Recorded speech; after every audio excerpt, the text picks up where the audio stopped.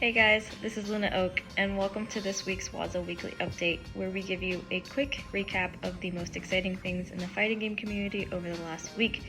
So let's jump right in. Starting off with the highlights, Arc Systems released a starter guide for Lucy. She's a couple days out, but the starter guide is really useful for breaking down her moves, explaining useful strategies, and just learning how to play her. Overall, a lot of fans are really excited. They are really happy to see how they have been able to integrate her into Guilty Gear Strive. And a lot of people really like the menu option as one of her moves. So definitely go check it out. She's a couple days out. There are a couple more interviews too this past week. The team behind the upcoming Tag Fighter Invincible Versus answered a few questions where they explained a lot of the game's design, why it has its violent flair, and what they're hoping to accomplish with their launch plans. They also revealed that they are planning to have a roster with up to 15 to 20 characters. Really cool to see that they're targeting a really large roster. Alright, now moving on to the hot topics of the week. So the Tekken 8 Esports World Cup tournament took place last week, starting off with 32 players all battling for the 250 grand. Really exciting stuff. And it all culminated with the grand finale of Ulsan versus Low High. As some of you may know, Ulsan won again, claiming his second victory in a row from last year, so congrats to Ulsan again. But definitely go check out the matches. Alright, and on the same topic of the Esports World Cup, the official group draw for the Street Fighter 6 tournament was released, and as some of you may know, there is a lot of debate about that one. A lot of the drama right now is with the groups, especially with Group EE and Group HH.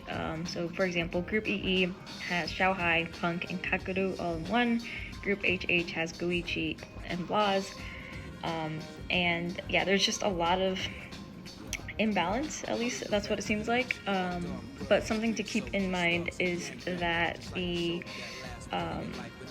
Esports World Cup will feature a 3-phase format for the tournament. So it'll be group stages for phase 1, round robin for phase 2, and playoffs for phase 3.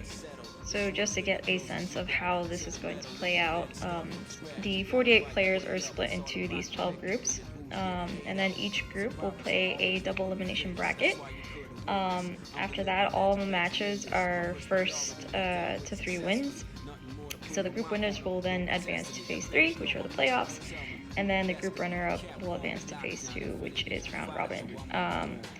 So either way, it'll be interesting to see. It is going to be a bloodbath from the very start. So very excited to see this, and yeah, it's starting in a couple hours, so stay tuned. On the community side, PlayStation Tournaments held an official FGC roundtable where they invited a lot of the EVO champions like Arsenal Ash, Mena RD, Justin Wong, Nitro, and a couple others to talk about a couple of hot topics in the FGC, like do legacy players get too much respect, or who do not want to face off in grand finals? Is 3D harder than 2D? And who's your go-to in terms of character when you're trying to become a champion? Alright, that's it for this week's WAZA Weekly Update. Let me know what you guys think in the comments, especially about the pools for Street Fighter 6. It's gonna be wild. But thanks for tuning in, and as always, you guys can get all of these details emailed directly to you. You can sign up for a free newsletter at waza.gg. We have an English version and a Japanese version. I do want to say that the Japanese one is a bit more focused on Japanese pro players, so if you want to learn more about that, definitely check it out. But that's it. Thanks again for tuning in, and I'll see you guys next week.